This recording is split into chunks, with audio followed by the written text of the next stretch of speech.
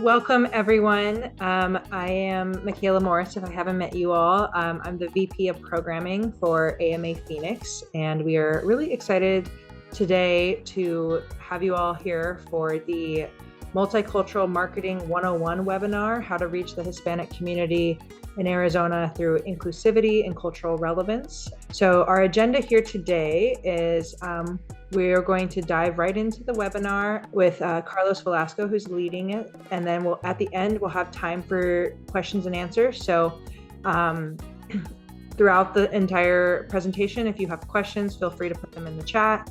And we'll have some time for Q&A at the end. And then we'll have a few minutes to wrap up what's next with AMA Phoenix. Carlos, who I'm very excited to have here today, he's the founder and CEO of Noble Community Activators.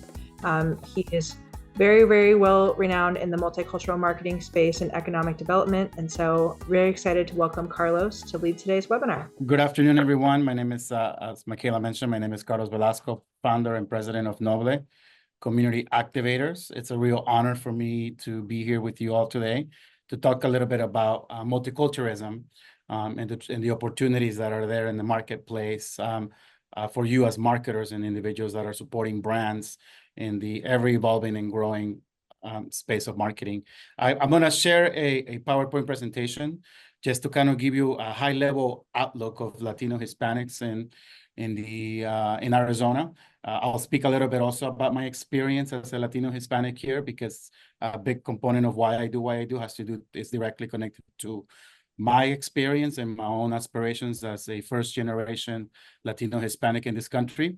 And again, there's just so much excitement behind this topic in so many organizations that are recognizing the need for multiculturalism approach, just because of what the numbers and the census are showing us every day, right? So I'll start with sharing my screen. And again, my goal is really to hopefully do this. I shaped and created this presentation with you in mind, but please utilize the chat to ask questions. I want this to be as interactive as possible.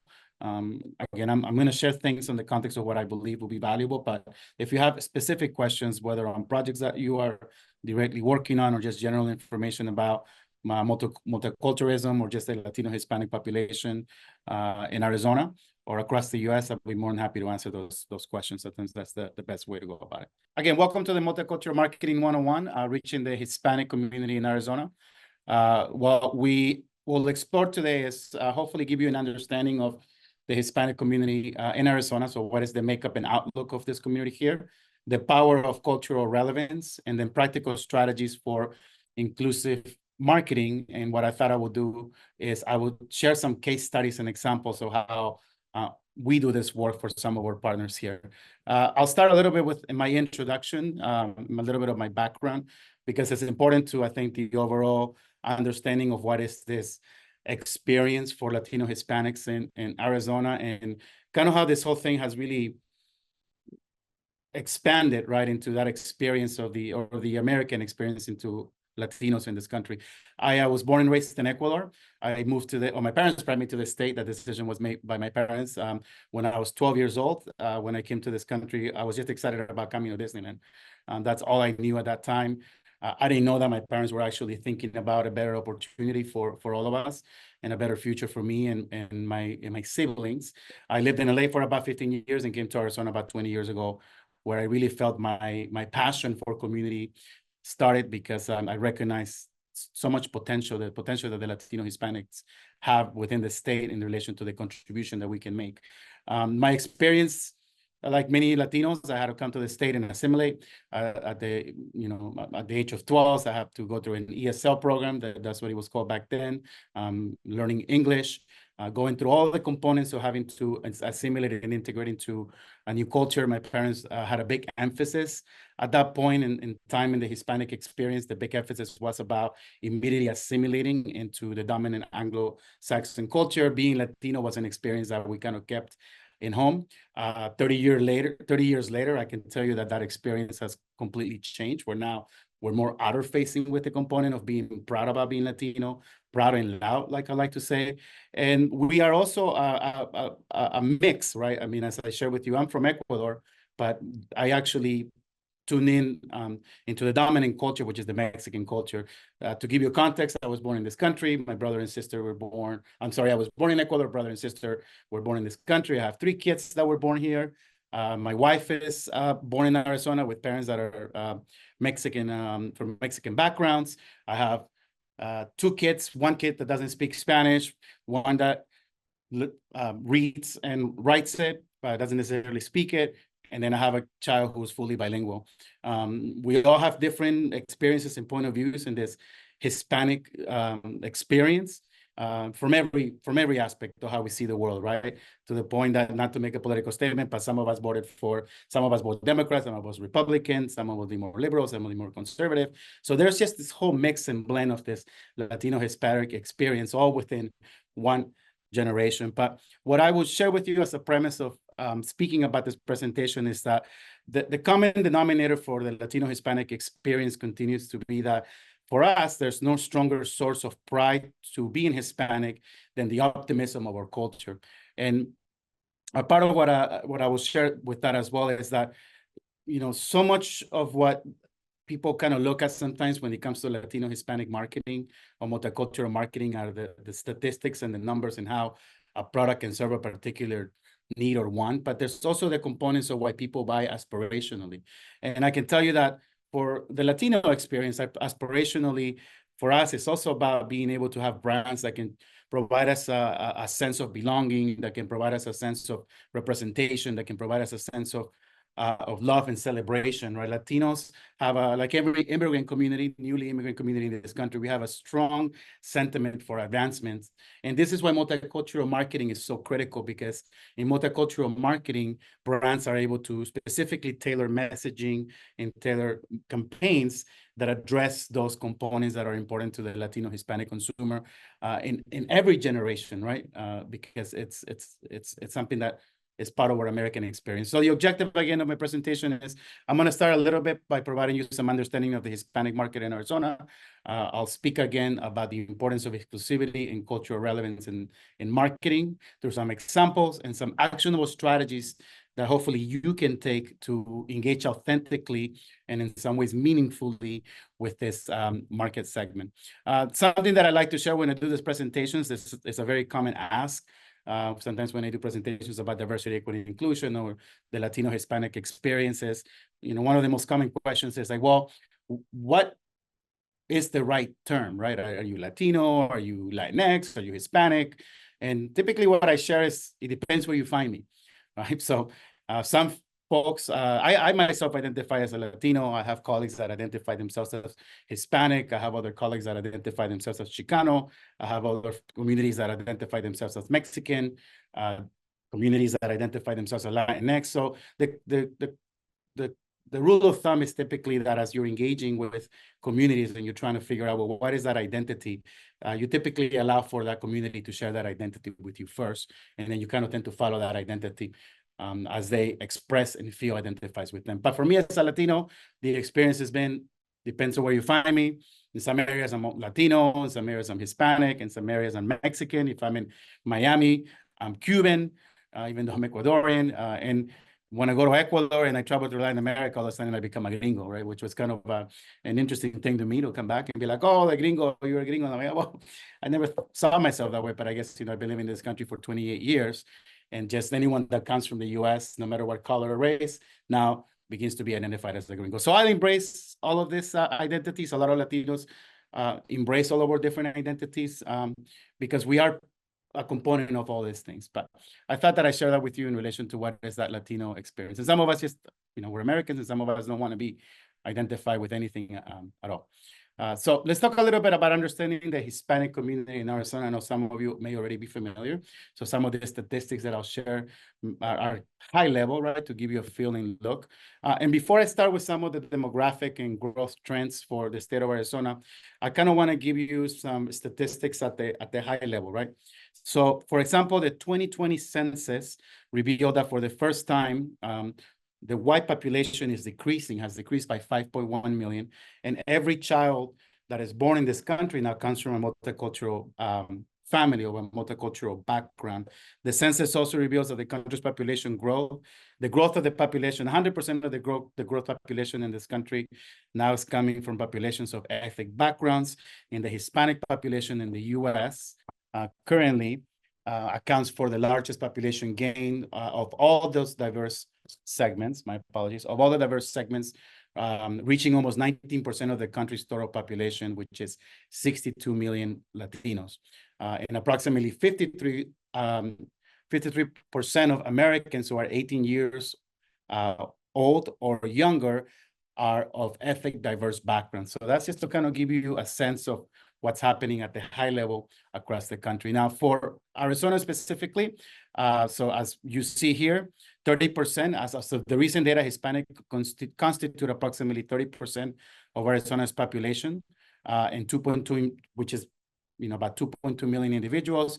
Between 2010 and 2020, the Hispanic population in Arizona increased by 200,000, making it the third largest growth among all U.S. counties during that period.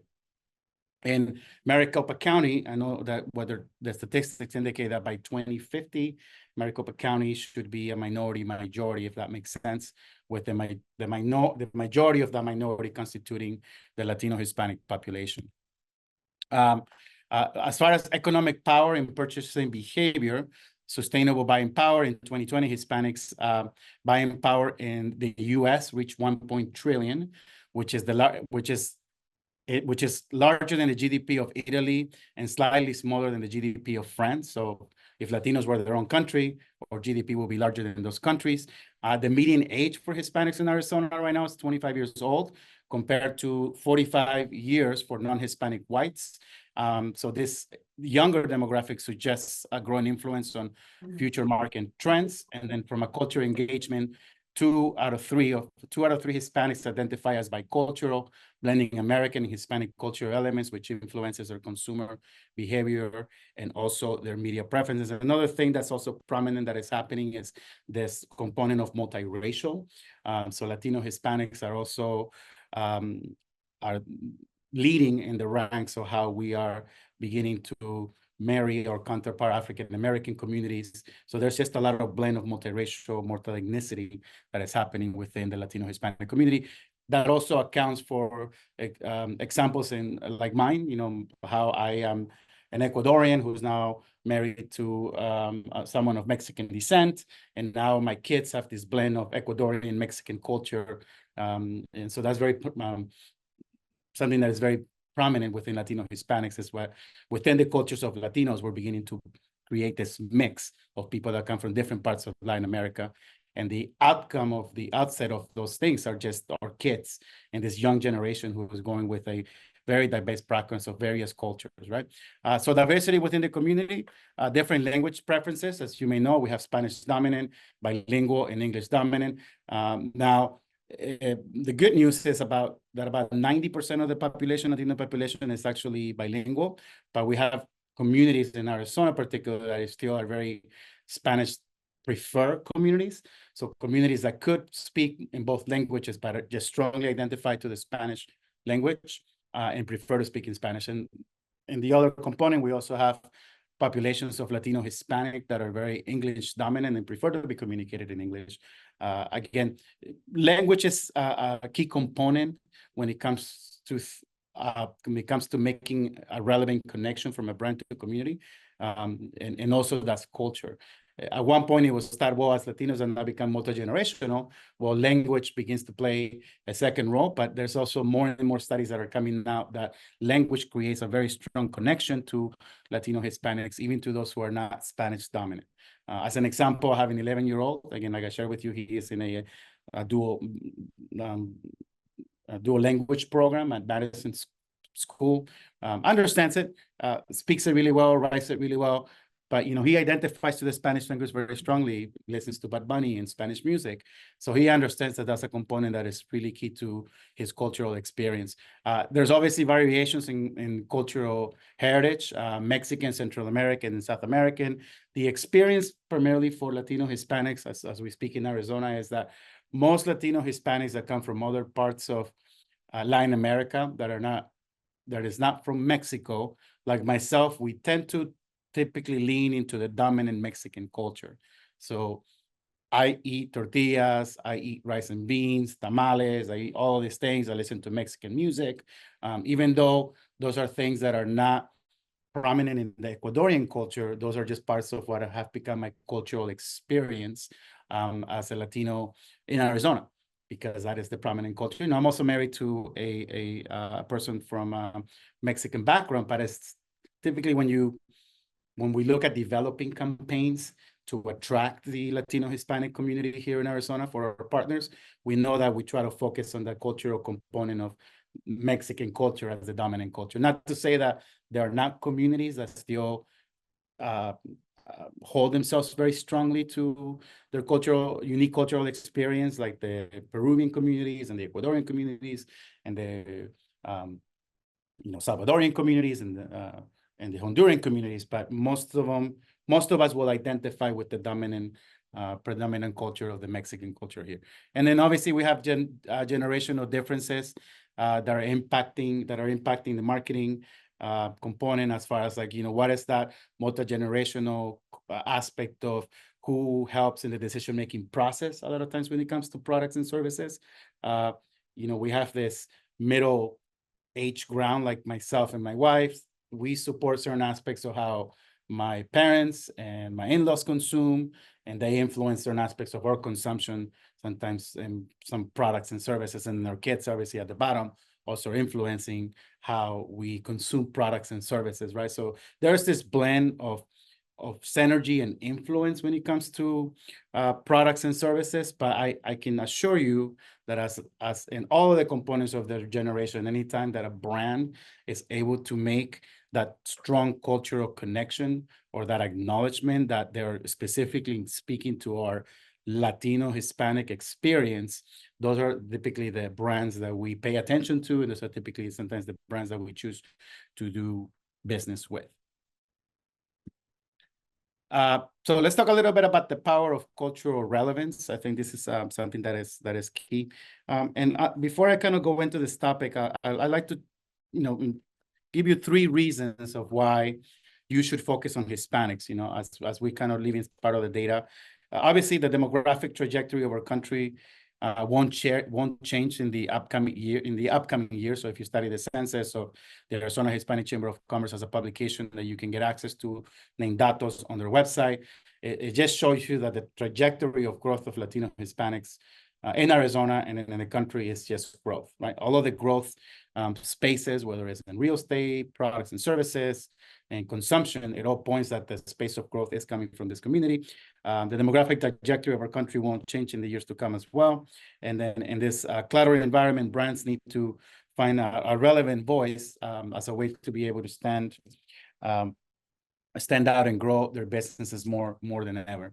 And this is why, for example, we are in this space, is because more organizations are looking to be culturally relevant. They're looking to stand out, and they see this as a unique opportunity to position themselves in the marketplace in this growing demographic. And there's more research now than ever that shows the ROI when organizations do effective Hispanic marketing than ever before. So these are just things for you guys to keep in mind, whether it's with your agency. I know a lot of you guys are in marketing and you're beginning to think about, well, how can we develop a component of our agency that can potentially help some of our clients serve some of that multicultural marketing, multicultural community, or whether you're looking at it from the lens of potentially looking at a strategic partner that can help you expand on those services. So simply just to be able to educate some of your current partners around the need to look at multicultural marketing investment.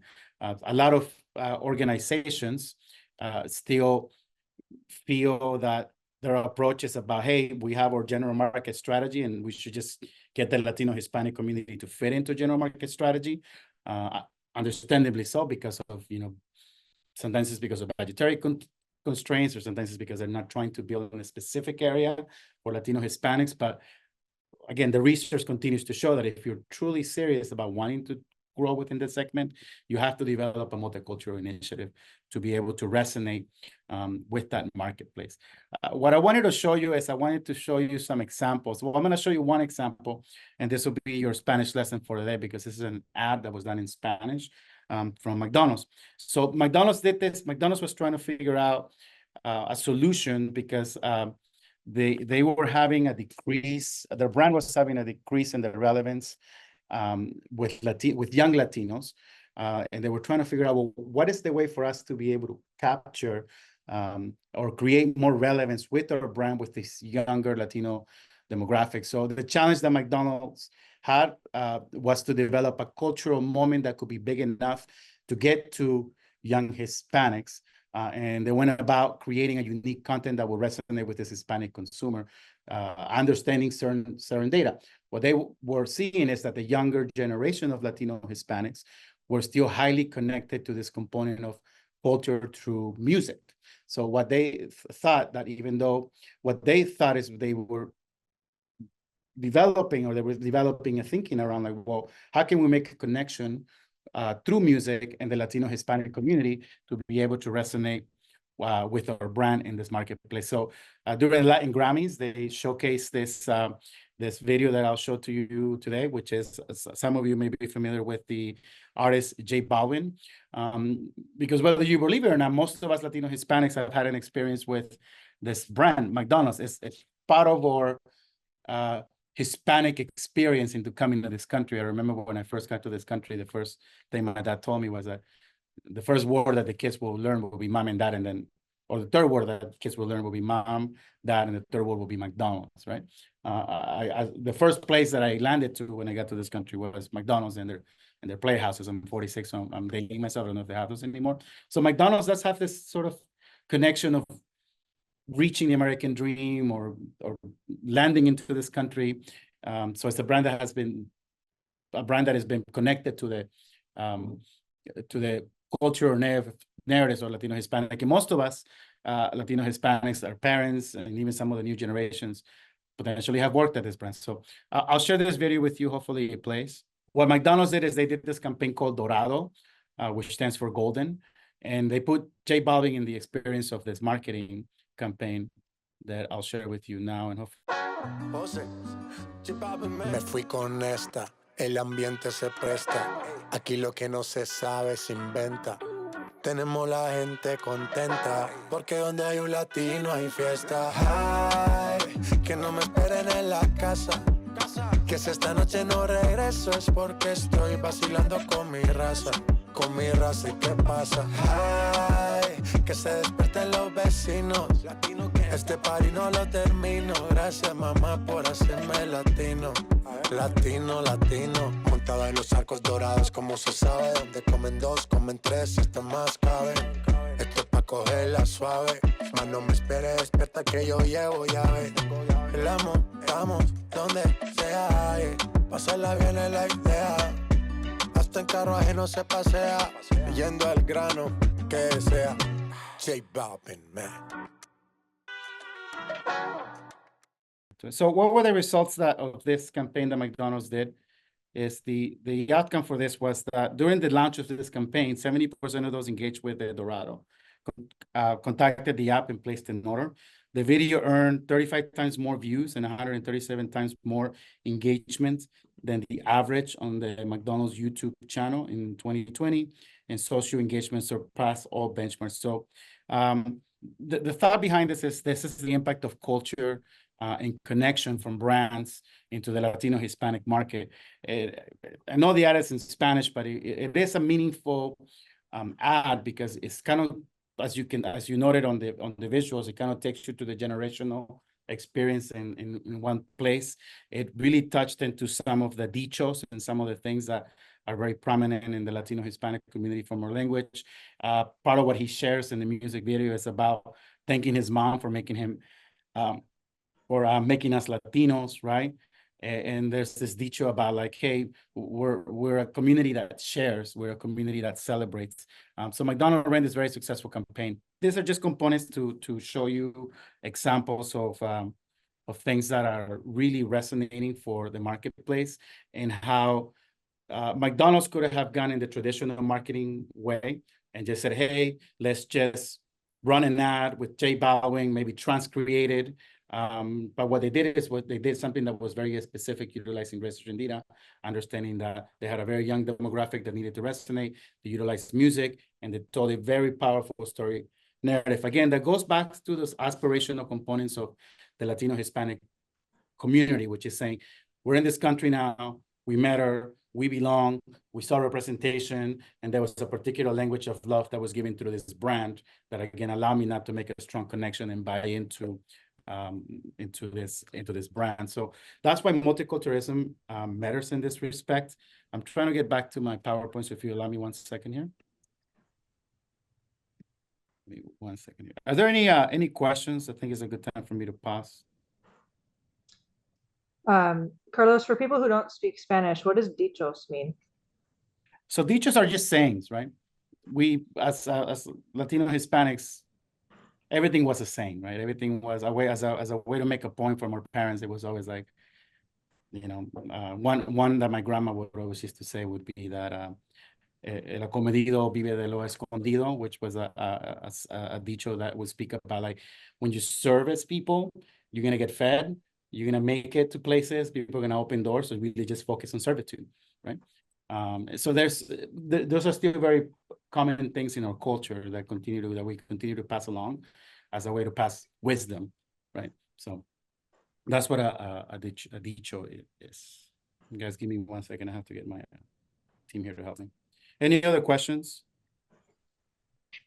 Yes, one just came in. Will dichos influence on purchase decisions? Can you ask that again? The question was, will dichos influence on purchase decisions? What it does is influences the connection to the brand, right? So the cultural relevance really is about building that bridge and building that emotional connection, hooking the heart as a way to be able to hook the wallet. And it also serves as being able to say, hey, we are making an acknowledgement of culture for the consumer, right? So you have to imagine that if you lived in the US and all of a sudden you decided to move to a Latin American country, let's say like Ecuador, and all of a sudden there was an ad that spoke about, I'm trying to think what's more American than Americans, right?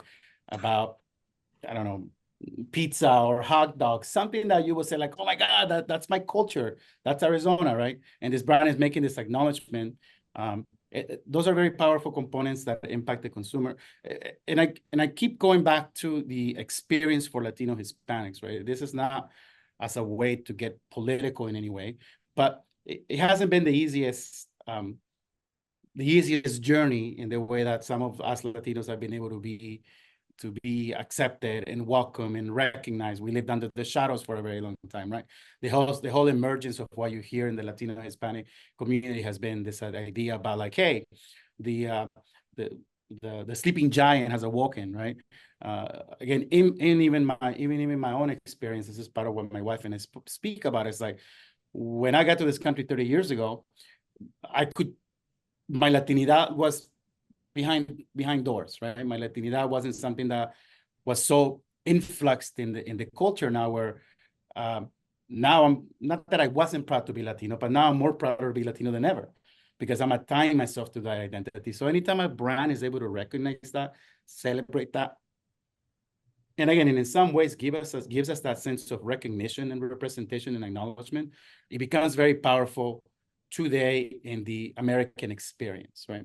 And it transfers down to our children. Now, for our children, it's the American experience. Like for my 11-year-old, the American experience is not as strong. There's certain components that he would never understand through the struggles that the grandparents had, that his mom and I had, because, you know, now he's living the full American dream, but he understands connection to culture, right?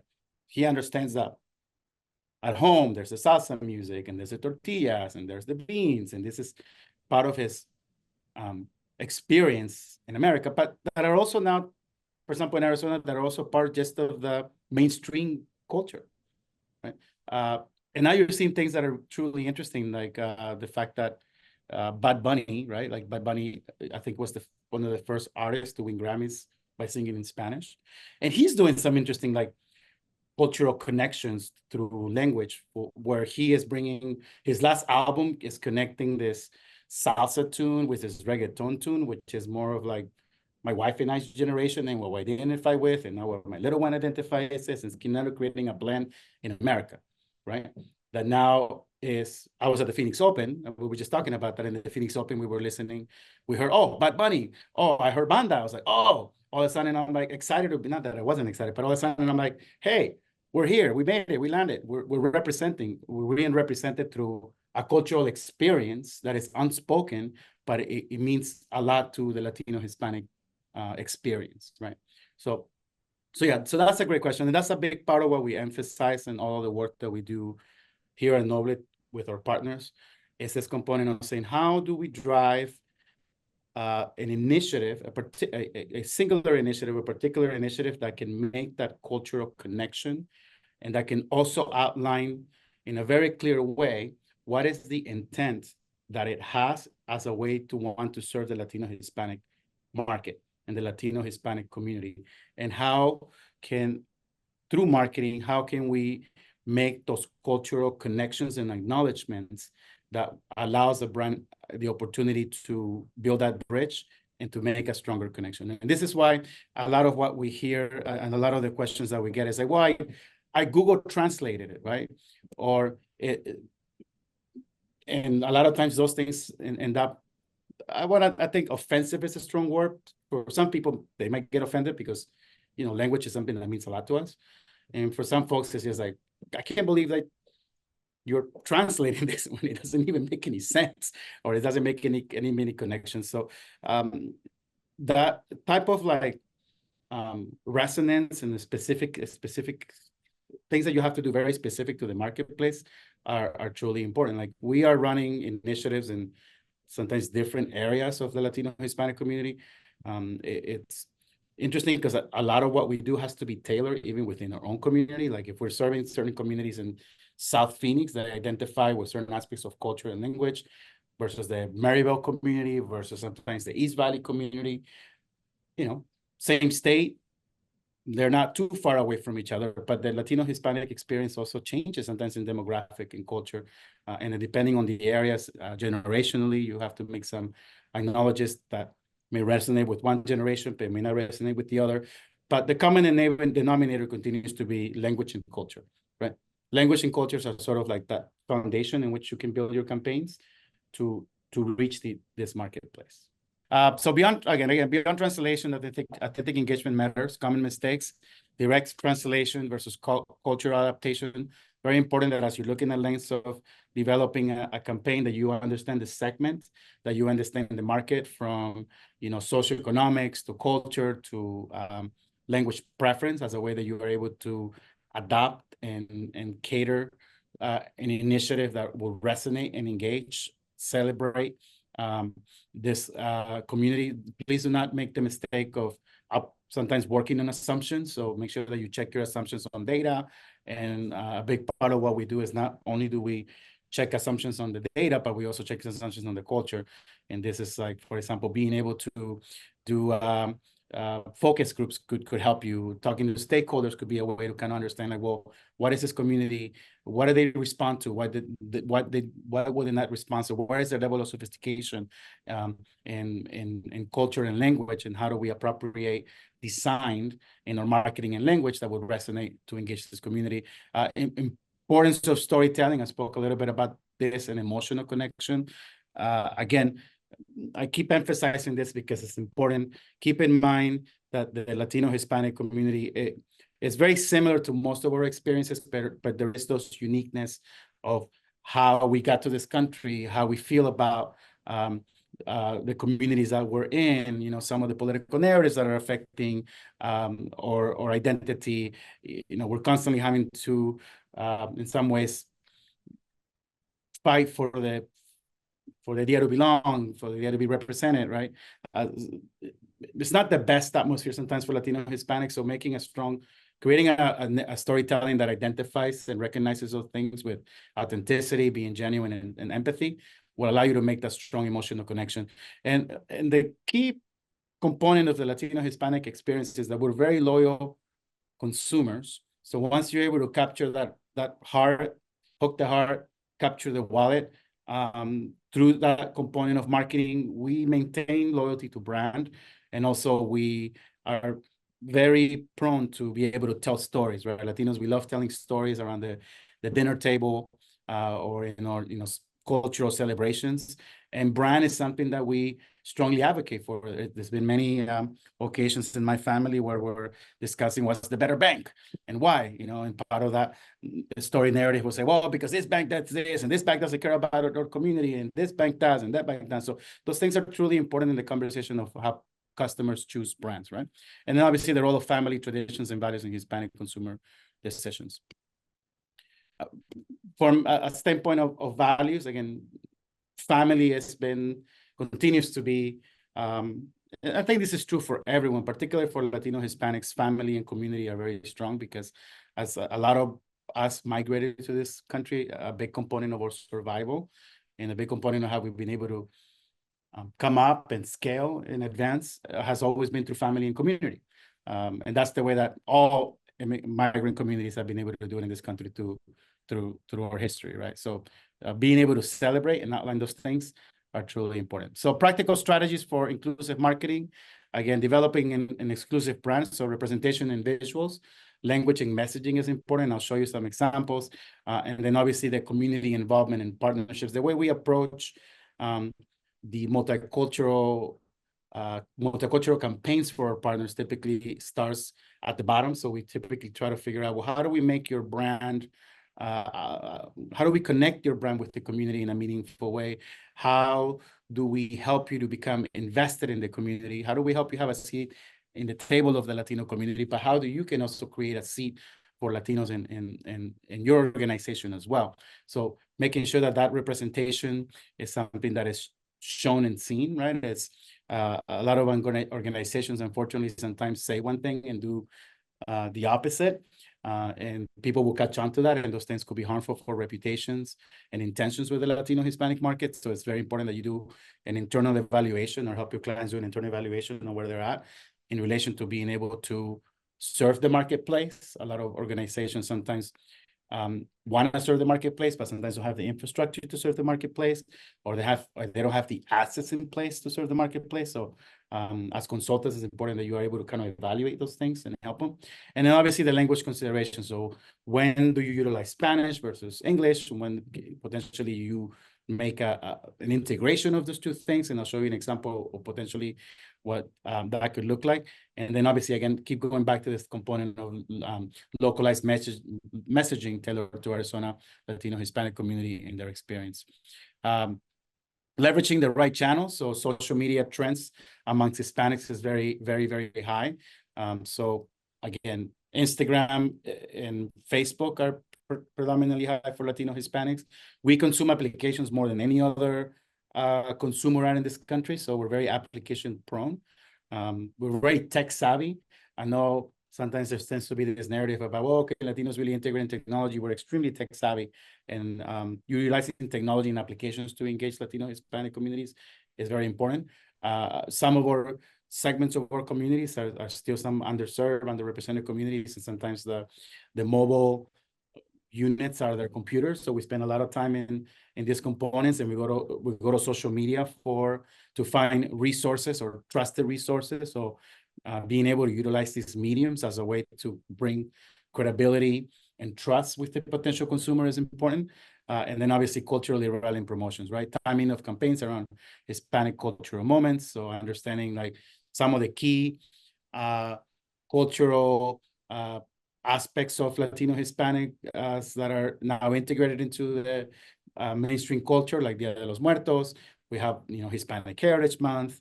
And then we have, other components of things that you can say are sort of like unique celebration to Hispanics, and how you can take opportunity of those things to build trust and integrate a brand within this community.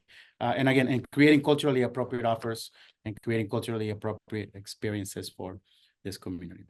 So a couple of case studies. Here's a partner that we've been working with for the past 3 years. Again, in the journey of working with 1AC Credit Union, which you guys may be familiar with. They started this process about 3 years ago.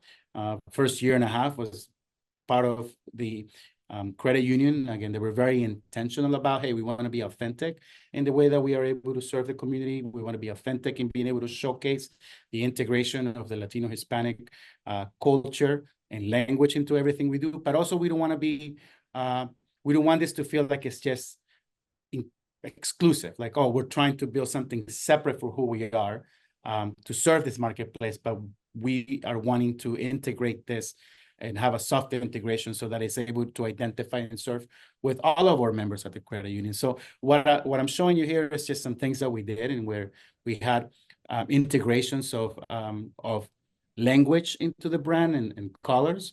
We 1AC took on the task of converting one of their branches into their Contigo branch. That's the name of the initiative that we are working with 1AC in the Latino Hispanic community. And what we did is, throughout the whole branch and the way that it was tangible, we begin to incorporate colors that we know will strongly resonate with the community, but also language, right, in a very soft manner. So if you see, as you see that welcome sign below that, we put bienvenidos. In some of these brochures, we incorporated Spanish, but not as a translation, but almost as a way in which the language would flow easily. And as a way that the Latino Hispanic consumer would say, hey, there's a solid integration of language that lets me know that there's an intent to acknowledge my culture and acknowledge my language. So in one of the slides on the top where it says improving your experience, we put contigo en cada paso, so with you in every step. So as you see, that Spanish language there, it's not a translation of what it's outlined on the top. It's simply just an addition to that experience. So for the bilingual consumer, they can very easily come in and improve your experience contigo en cada paso. Like, we're making a connection there to that particular customer, but we're also not overly offsetting and overly emphasizing that, hey, this brand integration is just being done specifically for a Latino Hispanic consumer. It's done for all the consumers because, as you may know, particularly in Arizona, again, the Latino Hispanic, in many aspects, the Latino Hispanic culture is not part of the main culture. All of us interact with Spanish language. I don't care where you live.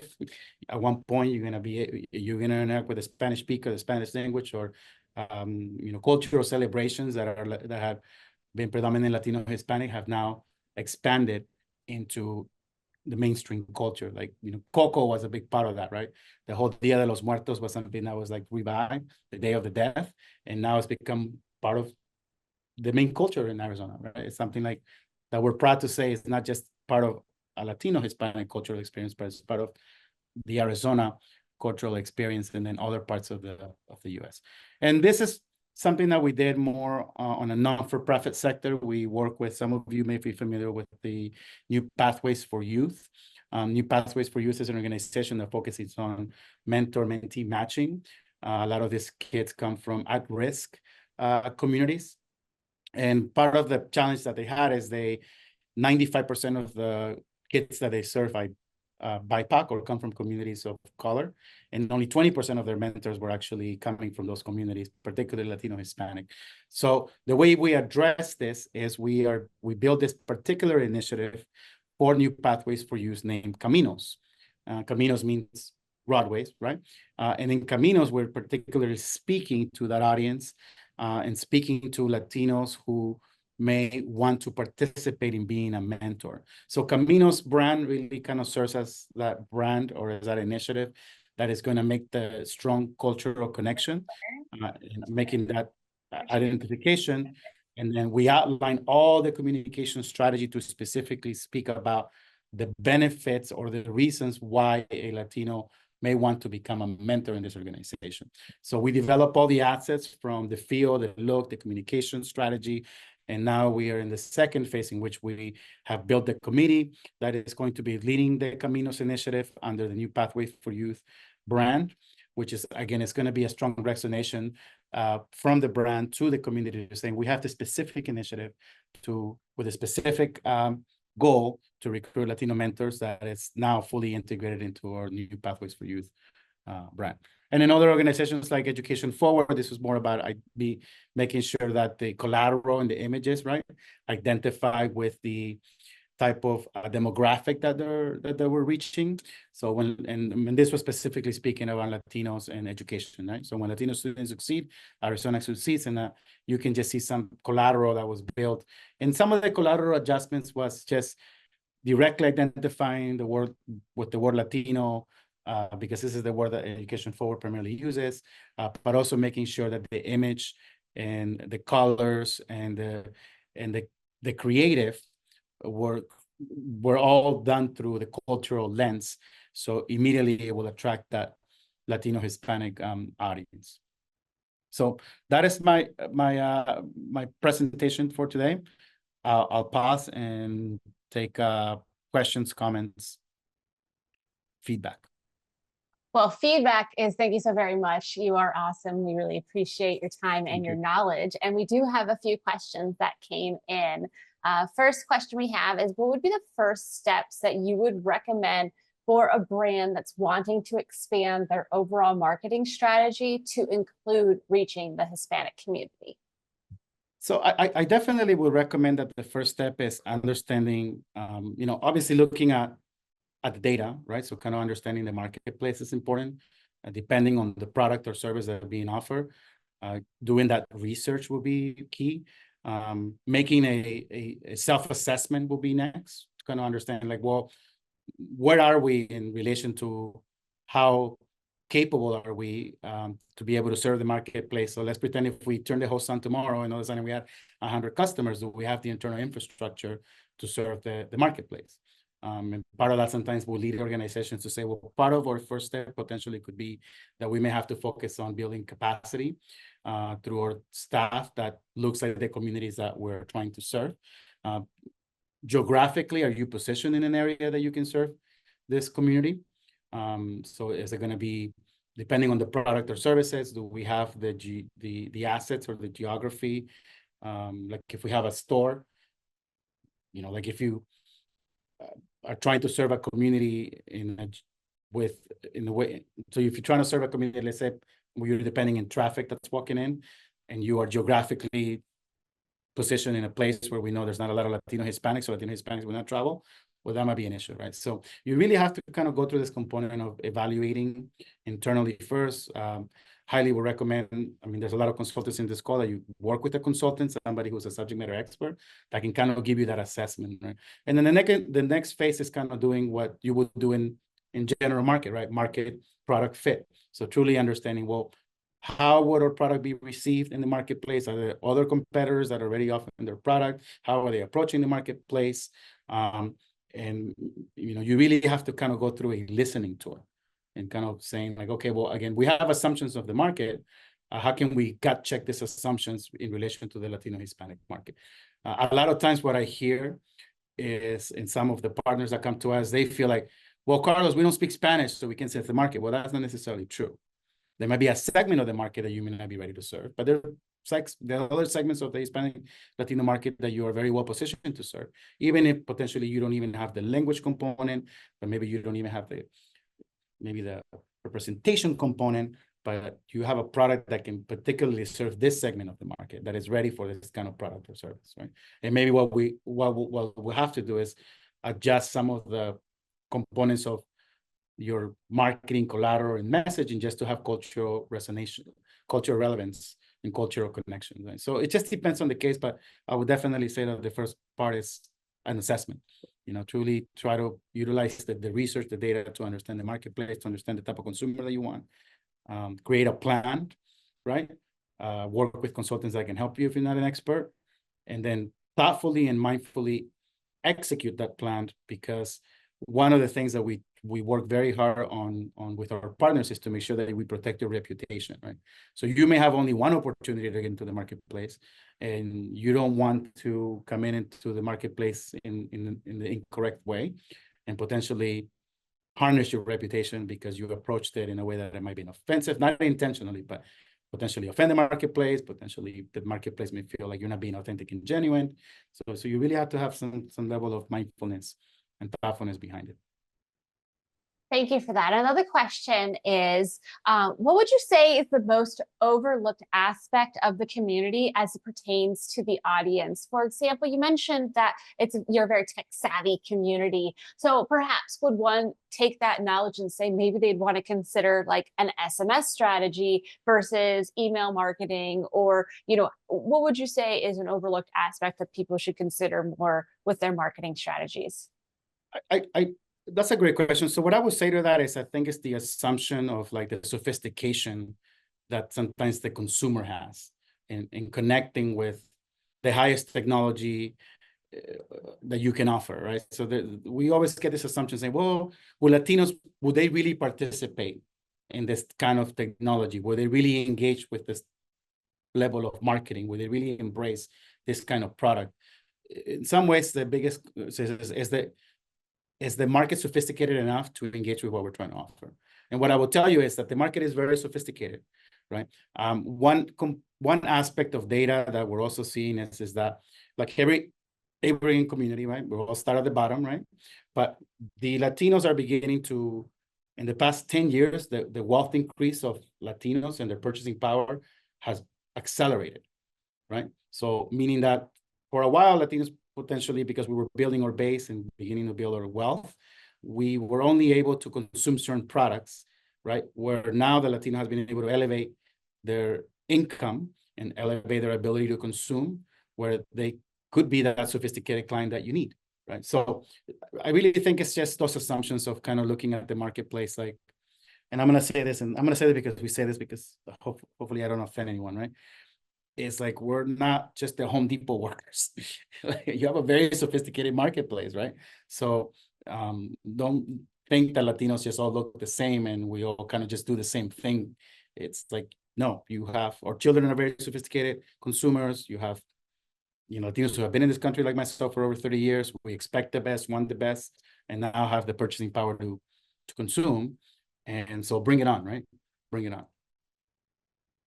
Another question I have here along the lines of like the tech savviness, are there particular social platforms that the Latino community prefers to use more than others? So I think that's going back to the sophistication. I think that's also a question of depending on the segment and so depending on the segment, depending on the generation, right? And then depending on like the language. So as an example, and I think this is true to the general market as well. For example, Facebook users, right, are typically older. So we know that a lot of, like, if we're trying to reach certain segments or a certain age, we're typically going into Facebook for social media. But what's also interesting about Facebook is also how the platforms are used. Like a lot of our Spanish dominant first generation Latinos seem to default a lot into platforms that allow them to build community behind the usage of the technology, like Facebook and WhatsApp. The younger Hispanics, again, TikTok, Instagram, and all of the things that young people use. So it's really more about depending on what target and what age and what demographic that you are trying to target. But I guess I'll go back to the same point that I was making earlier. It's like the sophistication is there. It's just you understanding the data and understanding like where is that community most likely to consume social media, and then crafting a marketing campaign that reaches that demographic that you're trying to reach, right? And But we're all engaged. All Latinos are engaged at some level of social media platform. Last question that I have so far, at least, is what would be like the single piece of advice that you would give to employers, to really explain the importance of really putting this into the marketing strategy? So I think I think really it's, so a lot of what, so if you read a lot of the articles and a lot of the research, what they're sharing now is like, if companies don't begin to integrate multicultural marketing, they may not be able to sustain and exist 20 years from today, right? The fact is like, you have to follow the market and you have to follow the market trends and where the market is moving and growing. So without scaring an employer, I think you really have to be able to showcase and saying, hey, are we going to be relevant in the marketplace in the next 5 to 10 years if we don't go after these communities? Another way that you can showcase that is by showing your employer, like maybe look at their competitors. Are there competitors in the marketplace that are already doing this successfully? And you should ask, well, why not us? You know, how come X organization I see is doing tons of work with the Latino Hispanic community, and why are we not doing anything in that segment? You know, are we missing something, and are we going to be able to compete if we don't go after this marketplace? Right. So those would be my recommendations. You could also look for specific data. I think a lot of it is education. You know, now you can have access to Hispanic data. It's pretty easy to access it. Again, you can go to the Hispanic Chamber, there's a census, but a lot of folks are just not even aware of the fact of like what's happening within the Latino Hispanic. They're seeing the population growth, but a lot of people don't even know that Latinos represent $61 billion of annual consumption just in the state of Arizona. And for a lot of folks, that could be mind blowing and saying, what are we missing? So I will start there, right? Be empathetic. We have to be extremely empathetic in how we approach a lot of our partners that come here, because they of course, right? I think most of them have high sensitivity about doing it right and serving this community the right way. And for some organizations, this is a journey. But the journey that we take them through typically leads to empowerment to say, hey, we have a viable product, we have a viable service, and there's a market for it. Simply what we have to do is be intentional about wanting to serve this marketplace. So I know we're right at next to the hour. However, we have one more question, if you don't mind quickly answering it. So we have a senior graphic designer who is struggling with the need to stay within brand guidelines for her university.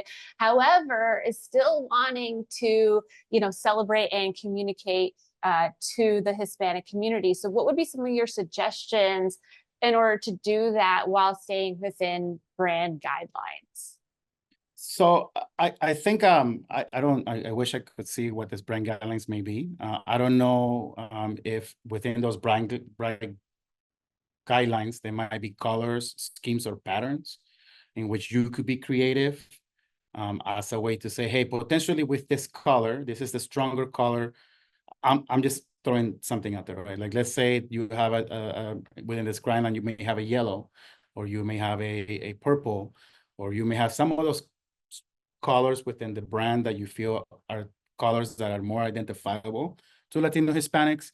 Then you can just be creative and beginning to utilize those colors, or potentially the components of the brand guide that you can play with that are going to have strong resonation to telling a story that says, hey, this looks like, because of how it's being utilized, this looks like a Latino Hispanic that you're trying to make a Latino Hispanic connection, and then also through images, right? I think that identification of who you display in your ads could be part of that graphic design, like I showed you on the Education Forward, right? If you see that we utilize images that tell the story without having to tell you, Latino Hispanic could be another way. If possible, and again, this is something that we had to do with our own brand, by the way. We had to add some patterns and colors to our brand. We did this last year to position ourselves even with a stronger resonation in Latino Hispanic culture. So hopefully that helps. I know that's a challenge. Connect with other creative directors that potentially do multicultural. I think that could be another way. If you know of another creative director, you can say, hey, I'm trying to make this resonate with the Latino Hispanic community here, my brand guidelines. How do you think I can utilize within the perimeters that I have? What do you think I can do creatively to try to make that cultural connection without having to add anything additional? So that would be my recommendation. I'm not a creative director, but that's what I see. My creative director is really, sometimes has to be extremely creative in the way that she plays with brands and colors to give that Latino composition or Latino feel. Excellent. We don't have any other questions, it looks like. So last call for any questions. Going once, going twice. looks like we are closing. All right. Well, thank you so much, Carlos. This was really, really helpful. I know everyone in the chat is singing your praises, but it's really helpful to hear your insights. And yeah, so thank you so much for the time. I have a couple of things just from a housekeeping standpoint I want to roll through, but I also know we're over time, so I'll go very quickly. Just for everyone. We do have some upcoming events that we would love to see you all at. So we have the B2B Marketing Exchange. It's a conference for B2B marketing. It is happening at the Phoenician in a couple weeks. We have a code that I'll share in case you're interested in going. It includes a free happy hour. So we'll have that in a couple weeks. Our next webinar is going to be unlocking the power of keywords, how to use SEO to optimize your content marketing. And that'll be with Jen Woods, who's the director of content and social media for Banner Health.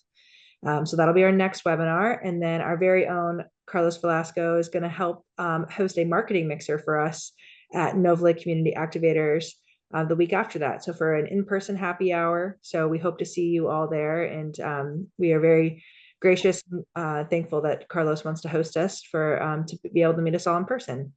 We're going to give you a great cultural experience. Yay. Can't wait. And then, as I mentioned, we'll send an email out with this too, but if you are interested in going to the B2B Marketing Exchange, we do have a discount code for all AMA members for 25% off. So we'll send that around in case anyone would like to join. We're also going to have a free happy hour to join on Tuesdays at the Phoenician. The other big news that I want to share is our annual Spectrum Awards is coming up on Tuesday, May 13th. It'll be at the Monorchid in Phoenix, and we are now accepting entries. So we have many award categories that you can submit for. We'll be sending some more information this week about how to register or how to submit an award, but would hope to see you all there.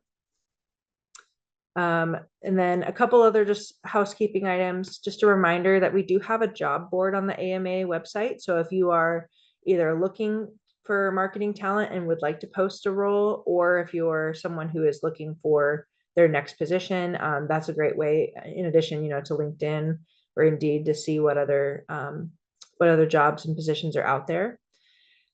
We also would love to have you, if you're not currently a member of AMA Phoenix, we would love to have you join us. We offer free online trainings like this, many tools and resources, discounts to conferences, to certifications.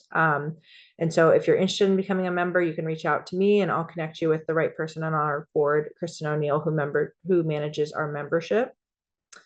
And that also stands for volunteerism. So if you're interested in getting more involved with AMA and you'd like to volunteer to join, to be a part of one of the committees, we'd be happy to have you join us. We are going to also send out a link to a post-event survey. So, I know Carlos, I'm sure, would love to hear feedback too. So, we are always trying to optimize and make our webinars and our professional development more engaging for you all. So if you guys have the opportunity to take our quick survey just for more information for us as we're creating our content and programming, that would be great. So the QR code to the survey is right there, and we'll also send a follow-up email that will have the recording to this as well. And so that will come out in the next day or so.